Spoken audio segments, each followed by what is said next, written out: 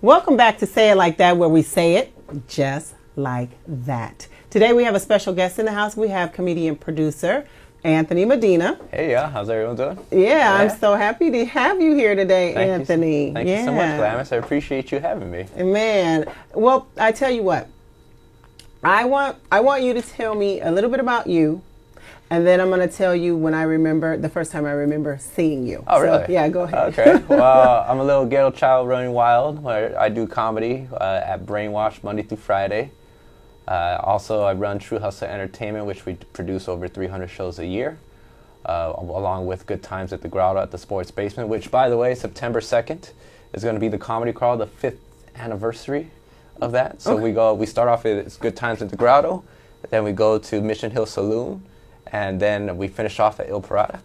So I'm constantly running around trying to make some magic happen. Well, you're always making magic happen, Anthony. Yeah. But give us a little bit more about the background of the Good Time at the Grottos. You've been doing it for, how long has it been going on? And it'll now be, in 2018, it'll be 7 years. Wow. 7 years of doing it. Friday the 13th was actually the first date. So we've been doing that, and now we're looking to go twice a month, where right now it's only the second Friday. But we also have like some pop-up shows as far as New Year's Eve. There'll be like a last of the grotto year type of thing. But how I got that room was that I used to work at Sports Basement back in the day. So yeah, so I used to be in the running department. So if you got some sneakers from like, I would say like 2010-ish, then chances are you got them from me. So you used to sell shoes, or you kind of did everything? Yeah. You just were a shoe salesman? Yeah, like it was like we had to build stuff, because like I love Sports Basement because it's like a self-sufficient type of sporting good. Yes. It's not like any of the big chain retailers. Right. And I ended up making some good relationships, and that's how I actually came about getting the Good Times in the Grotto going, was because they have their yearly holiday dinner or party in which they invite friends and family, and I still kept in contact with a lot of the employees that were there. And next thing you know, they were asking, "Are you still doing comedy?" Which at this point I was probably like a year or two in. Okay. And I was ready to like get into the producing side, just because I felt it would be like the biggest push for me personally. Okay. At least to understand how a show's done. Okay. And they were saying, "So you're doing the comedy?" I was like, "Yeah." "Well, you want us to do shows here? Well, we could hook it up with the free beer and free wine." That's great. And I was like, "We're done." Right. So they pay for the beer and the wine? Initially, it was probably like 2-3 years ago. They had to do some cutbacks. Okay. And now I do personally get the alcohol. They do now are becoming more open. Like they're starting to get a little bit more settled again. Okay. So like for the comedy crawl, for bigger events, they're always super helpful.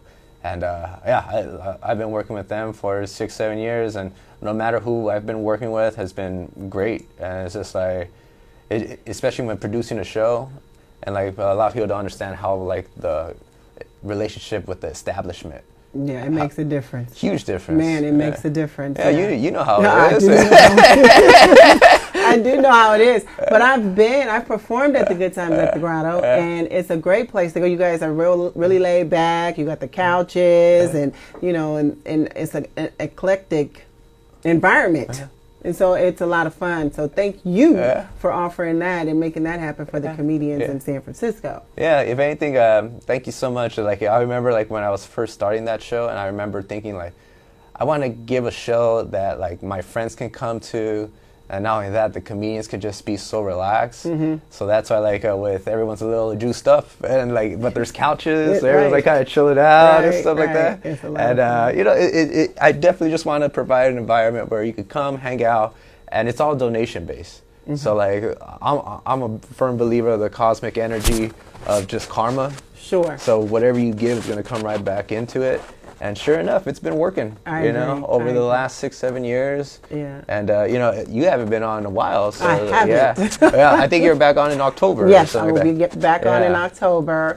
And I remember when you first introduced True Hustle Entertainment. Oh, really? At Shug's. Really? Yeah, you were like, I'm going to start my venture. I think at the time you were selling the vibrators. The vibrators. And I didn't know how to say that. I want to. Yeah, it always gets people, you know. You were selling. Yeah, we're back in the 5th grade again. Yeah. PUSSY. Yeah, no, that I remember that in the 3rd grade. That's the first kind of word we kind of learned was PUSSY, right? Yeah. I'm a little older than you. Maybe you guys were a little more progressive than PUSSY. Yeah, I think like we would be saying it, you know, a little bit, or be a little bit more, you know, like you get some type of different pronunciation. Man, it's I tell you, it has grown, it has advanced so much that it has gone to this. Oh yeah. Yeah, I have a 7-year-old, and last year one of the little boys did this to my daughter. I lost my mind. Wow. Yes, I lost my mind. How old was the kid? At the time he was 6. Wow. Yeah. That's crazy. Yeah, I lost my mind. Like, Dang. really? Like, really? Yeah. What do you, yeah. Well, it comes down to the cell phone usage, too. And all of the things that they're exposed to. Absolutely. Yeah. Like, if anything, I whenever, like, parents come with their kids to the Brainwash or the Grotto or something like that, and just that exposes them to comedy at a young age, first off, thank you so much for the support. Sure. And it's going to help with your whole relationship with each other. Because the fact that there might be a lot of like words and things that like might be, well, I can't believe you're saying that, you know, or like there might be some people where like you do not agree with them whatsoever, but it's still freedom of speech. That's right. So it's like that's the part I love about comedy. But when their parents come and bring them like that's being open with them. That is. You know, because on a human-to-human basis, especially these days and age, with they grow up so quicker. They grow up so fast, Yeah. Anthony. Yeah. It's incredible. It's incredible. I mean, the things that my 7-year-old and her friends talk about. How do you know that? Oh yeah, Google. Right, they're Googling. Yeah. Maybe because she's definitely on YouTube. Yeah. YouTube and those shows that they have on. Have you ever seen those shows with the families? I'm like, turn that shit off. Oh yeah. We don't know these people, but they're not paying rent. Why are they up in this house? Why are they in our house? Right. Well, and then she comes up with all these. She wants to go to Great Wolf Lodge because this family's at Great Wolf Lodge, and I'm like, you went to Magic Mountain, you went to Marine World. I mean, not Marine World, not Marine World, Great America. You went to Water World. All these parks this summer.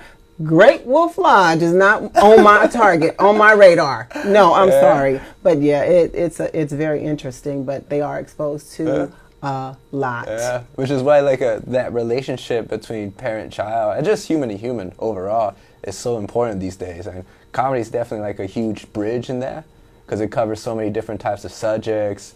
And like a lot of the stuff they say not to talk about is talked about. Yeah. And if we really want to progress as a society and a community overall, we got to talk about this stuff. Yeah, that's true. So like that's what I love about the whole comedy side is that it really puts people in their place, whether or not they like it. Because like I've seen people like just brand new people who come up on stage and they say a joke and it finally hits to them like, I might be racist. I just exposed myself. Yeah, but like it's like all quiet and awkward and like everyone's like he's looking for some support or something like, nah, dude, you on your own. Yeah, you're on your own. Oh my goodness! Speaking of racism, what do you think about the state of affairs in America today, the United States? It's always going to be like extremes, and especially like how they're feeding us, like the imagery that we're getting and stuff, and a lot of it's like negative, you know. And it's like as much as I definitely want to address and talk about all that stuff. We should also have a balance of like what are the positive things that are going on.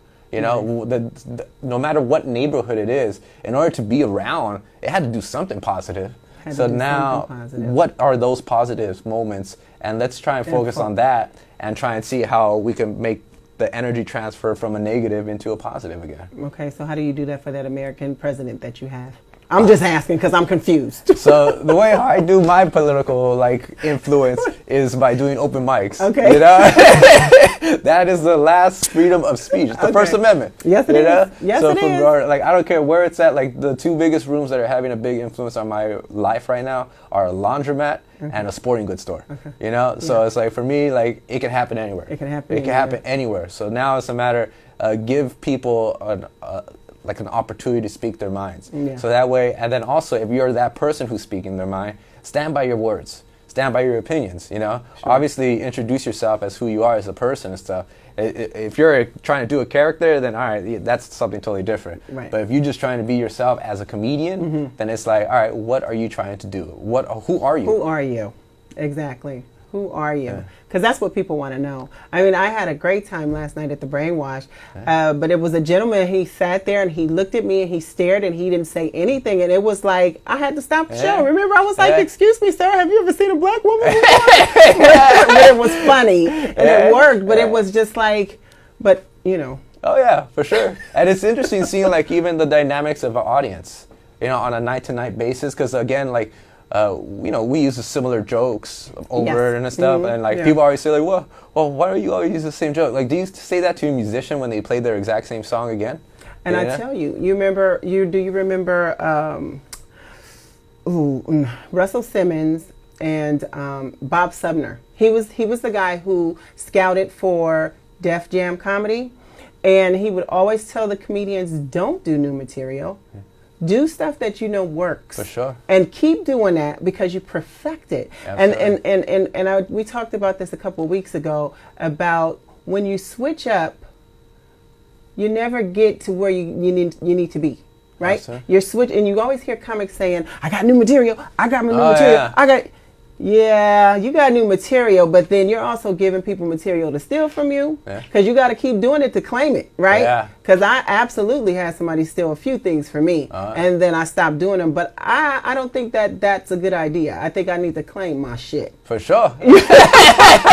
Absolutely. Lay it down. I need to claim my shit. Wait a minute. Wait a minute. This is my joke. Yeah, no. Yeah, no, but we as comedians, like, because I came up in the 80 era, 90, and we did the same jokes forever. And I see a few people on television now that I started out with doing those same jokes. Absolutely. You know, and again, and each time it just gets better and better and better, right? Sure. And then it comes second nature. Absolutely. Right? So, but yeah, I don't get the whole concept of I got new material. Yeah. I got new material. Oh yeah. Like, if anything, it's interesting when comedians that haven't been doing it for a while, like they look at an open mic always as an open mic, and it's for new material and so forth. But they don't sometimes see the audience is an actual audience. They're set. They don't know the difference. They don't know the difference. Yeah. So, but if you bring your game, then you could. And then honestly, you can try out the new material. You got to use that old material to establish yourself as a comedian, especially in this judgmental city known as San Francisco. And then once you're actually known as, and you have the trust of the audience, then that's when you could go more into your new material. That's where you go into longer stories, because they get to know you as a person. And they're more open to say, oh, okay, they're working out some new stuff. For you sure. know, I'm going to be a little more understanding. But you know what I hate working for? I hate working in a room full of comedians. Oh my God. I don't know. It's almost like it's a whole different vibe. No, do you feel that? Oh yeah, absolutely. It's like I don't. It's awkward as heck. Yeah. How does that feel for you? Well, like I see a lot because of being at the Brainwash. I would say 70 to 80% of the shows are open mics, and yeah, there is a certain how the room is, especially a lot of these. For me, it's personally just a bunch of overly sensitive egos that need a hug. You know, so it's like that's why we're up. I signed up. Okay, I can speak my heart or whatever. And so and basically, you just need to sit your ass down after you get this hug, right? Yeah. But at the same time, too, it goes back to the whole idea of the karma effect of what you give is going to come right back. Yeah. So for me, that's why I am paying a lot of attention to, especially if they're like new people that I haven't seen. I'll I'll at least hear a joke or two. But at the same time, I'm like listening to, I would say on an average, 20 to 30 comedians a night. Yeah. So it's like after a while, I get to know, I can say the jokes. Right. Or you don't laugh anymore because it's just, but you're laughing, but just not voicing it, right? It's inside, I'm laughing inside. No, and you really are. But being a comedian is just kind of, you get to a point where, Okay, but it's funny. Yeah. But sometimes you just don't laugh. Yeah. I think that's the rudest shit, right? Well, like it's just like the same part going back to like a song.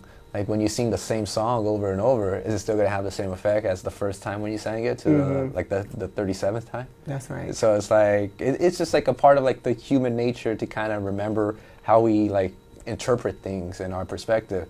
And every once in a while, like that particular comedian will change up the line, and then oh wow, they got a whole laugh. A lot of times I'll be laughing at the audience laugh. Yeah, me too. Because like once that's what gets, because it's contagious. It's contagious. So like if they made the audience laugh, and you're like, oh well, like it had to be something good, right? right? Yeah. It's like even though I've heard it like 86 times, right? But like at the same time, it works. Yeah. And that's what we're going to go like work with what you got. Work with what you got. Yeah. So as far as the brainwash, you had something that's really. First of all, you guys do a recording, yes? Yes. Is it? Okay, go ahead. You can check us out on brainwash.com/videos. And every Monday to Wednesday, it starts at 6:30. And Thursday, Friday starts at 6 o'clock. All you got to do is click in, and then you'll get like the live feed of what's going on, which I don't believe any other comedy club on the West Coast is doing something like this. You guys are really unique. You guys are unique. It's a laundromat. Yeah. It's a restaurant, well, a cafe. Yeah.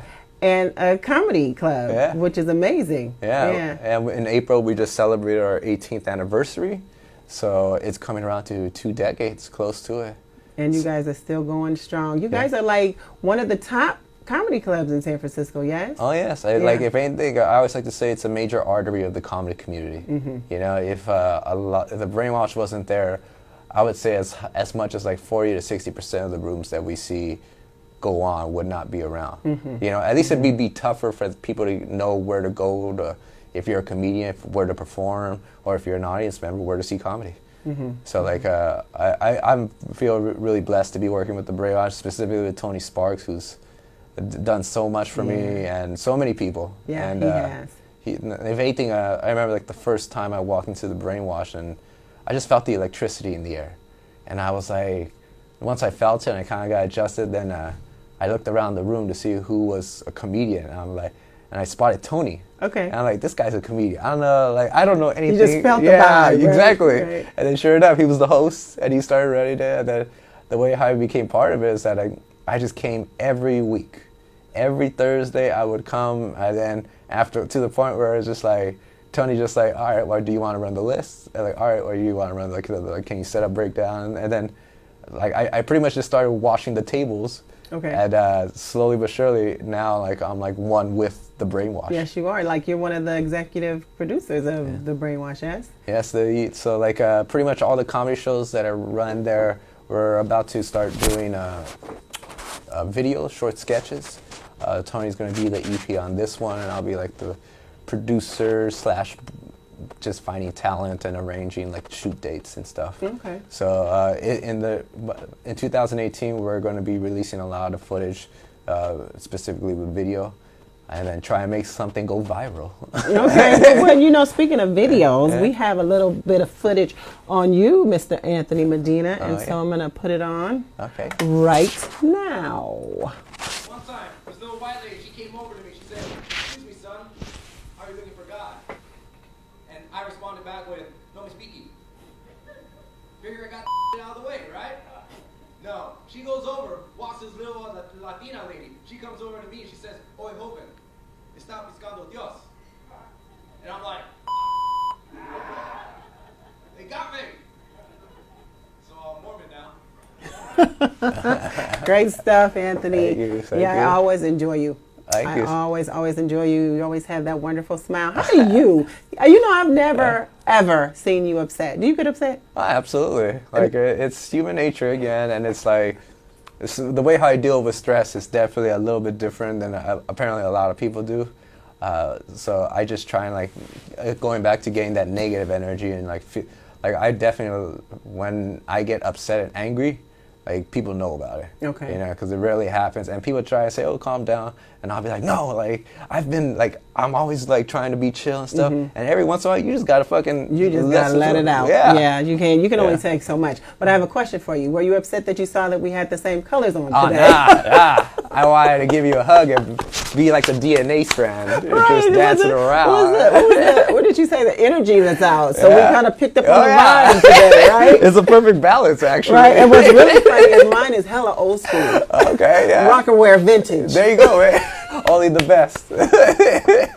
Right. You know, this was my son's shirt in high school. So you got the hand-me-down for your son. Absolutely. Why not? Yeah, I right. paid for it.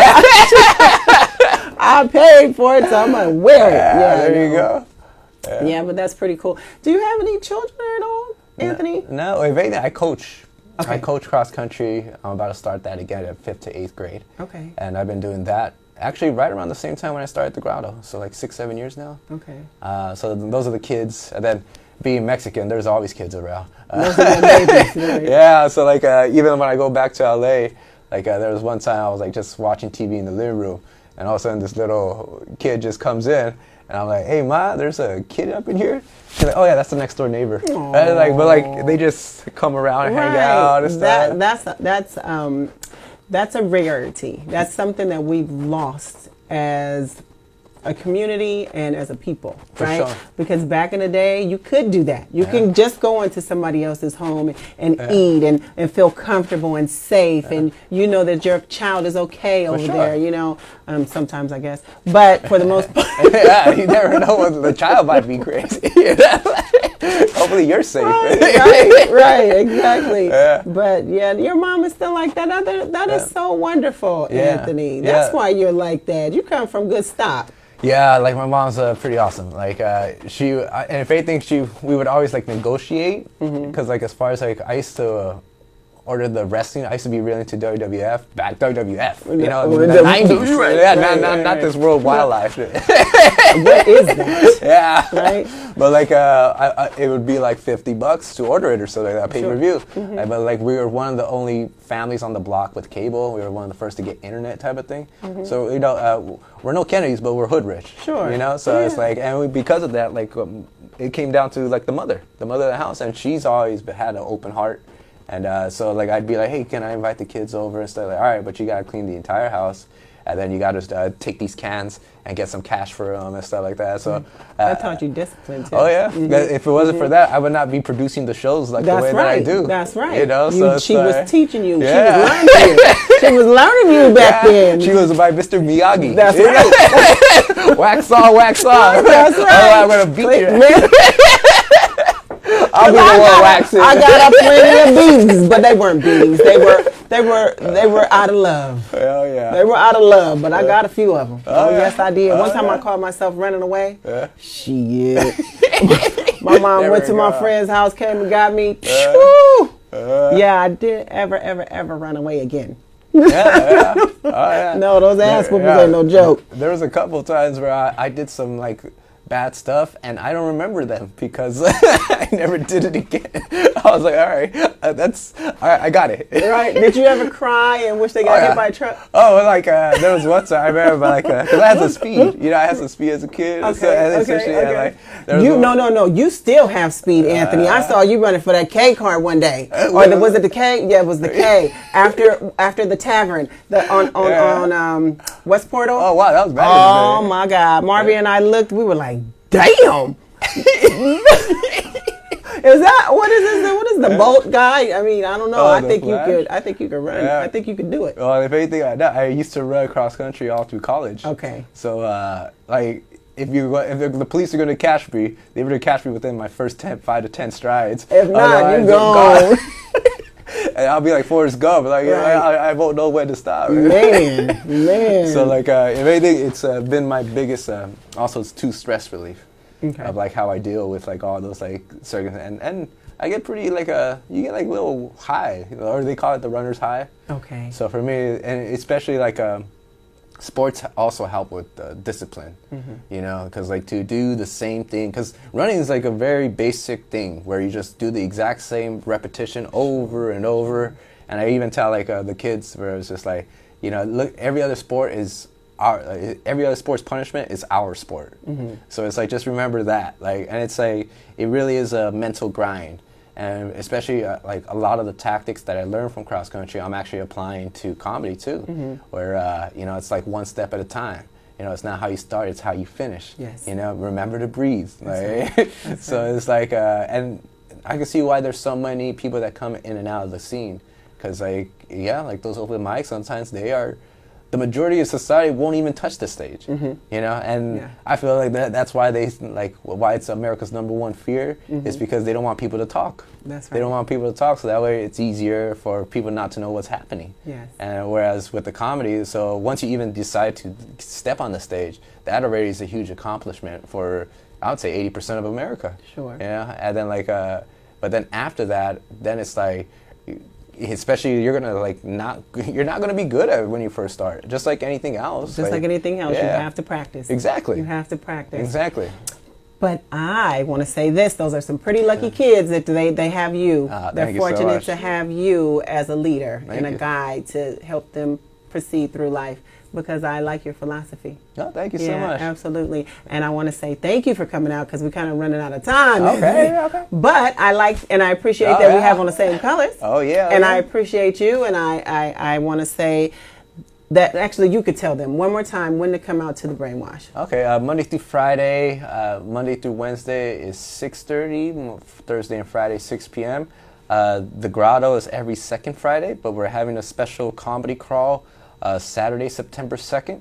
That's going to start off at 6 p.m. at the Grotto, and again, it's going to be free beer, free wine. Donald Lacey will be closing that portion out. That's going to be a good show. Yeah, and then it moves to the Mission Hill Saloon, which is Annette Mulaney's room. And then it's going to go, that would be at 8 o'clock, and then at 10 o'clock, we head over to Il Pirata, or Il Pirata. And that's the man Kiko. Kiko is the one who came up with the comedy crowd in the very beginning when he approached me. This is our 5th year doing this together. Net's going to be your first time, and it's going to be all along 16th Street, y'all. So come on through, have some fun, and then realize by supporting comedy, you're supporting good karma too. All right, Anthony Medina, thank you again. Thank you. We love you. I love and we're going to head on up out of here. So once again, this is Say It Like That, where we say it just like that. Just like, just like, huh? Just like that.